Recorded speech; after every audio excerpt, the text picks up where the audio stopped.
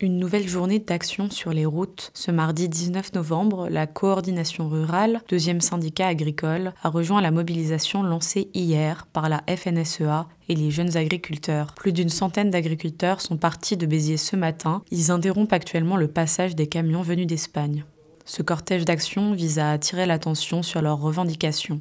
L'allègement des normes, de meilleurs revenus et surtout une modification de l'accord sur le traité de libre-échange avec le Mercosur qui encouragerait une concurrence déloyale. Le gouvernement a annoncé ce matin qu'il proposerait un débat au Parlement suivi d'un vote sur cet accord commercial controversé. Sur les barrages filtrants ou devant les préfectures, les messages sont presque identiques à ceux de la mobilisation de l'année dernière qui avait abouti à 70 engagements gouvernementaux dont les agriculteurs souhaitent accélérer la mise en œuvre.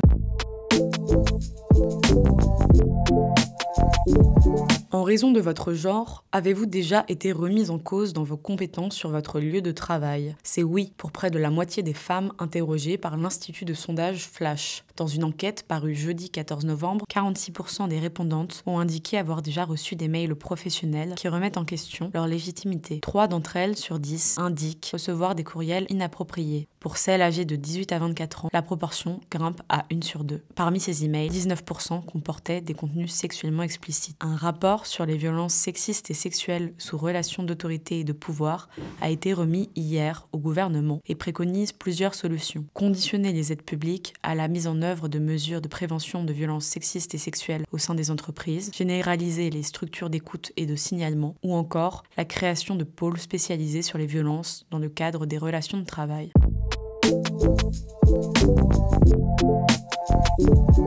Réunis au G20 à Rio de Janeiro depuis lundi, les pays du G20 ont publié hier soir une déclaration conjointe.